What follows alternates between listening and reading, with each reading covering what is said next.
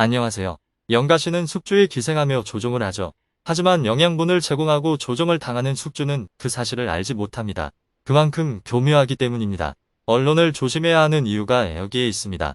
대중들은 언론이 제공하는 정보에 놀아날 수 있다는 것을 모르기 때문입니다. 그 정보 또한 진실이 아닐 수 있다는 것조차 모르는 경우가 대다수죠. 어쨌든 어떤 정보에 지속적으로 노출되다가 보면 자신도 모르게 세뇌될 수밖에 없다는 겁니다. 여러분이 그 정보에 관심이 있든 없든 말입니다. 또한 그 정보가 진실이든 거짓이든 상관없이 말입니다. 그리고 어느 순간 잠재의식 속에 숨겨져 있던 정보가 의식을 지배하기 시작합니다. 하지만 대중들은 그 사실을 알기 어렵습니다. 그래서 더욱 무서운 겁니다.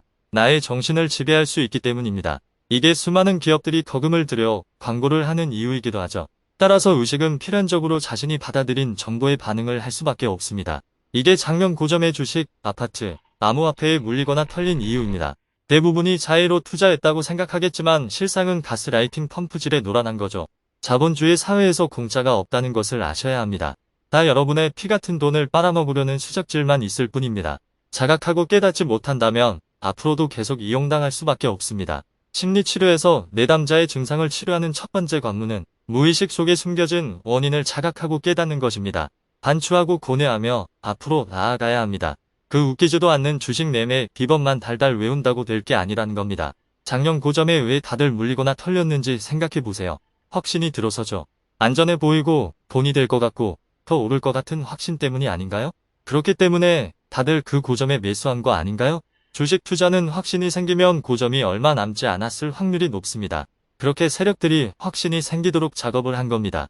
대부분은 확신이 생겨야만 매수를 하니까요. 하지만 제 경험으로는 확신이 생겼을 때 조심해야 합니다. 이 확신이 누군가 주입시킨 것일 수 있기 때문입니다. 그리고 그 이면에는 어떤 목적이나 의도가 숨겨져 있을 확률이 높습니다. 세력들은 바닥에서 대량의 물량을 매집하고 자전거래를 통해 주가를 끌어올리는 게 전형적인 수법인데요. 그 과정을 통해서 더 오를 거라는 확신을 갖게 만들죠. 또한 이때 각종 호재성 뉴스와 공시와 주식 전문가들의 추천이 집중되는 경우가 많습니다. 가스라이팅 펌프질이 본격적으로 가동되는 거죠. 이와 동시에 대중들의 집단적 관계가 발생합니다. 사입이 종교와 같죠. 근데 선전선동 세뇌되어 이용당하고 있는지조차 모른다는 겁니다. 왜냐고요? 스스로 자각하고 깨닫지 못하면 연가시의 숙주처럼 되는 겁니다. 교묘하게 정신을 지배당하는 거죠. 그렇게 되면 최상위 포식자들에게 착취나 당하면서 살 수밖에요. 누군가 당신을 지배하도록 놔두지 마세요. 항상 의심하고 경계하십시오. 그게 주식시장에서 살아남는 길입니다. 주식시장은 사탕발림으로 유혹한 뒤 여러분의 피 같은 돈을 빨아먹는 곳이라는 것을 아셔야 합니다.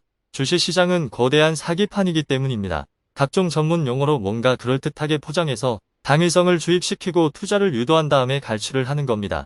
그런 곳에서 놀아나지 않으려면 자각하고 깨닫는 수밖에 없습니다. 주식 전문가나 언론에 의지하지 마십시오.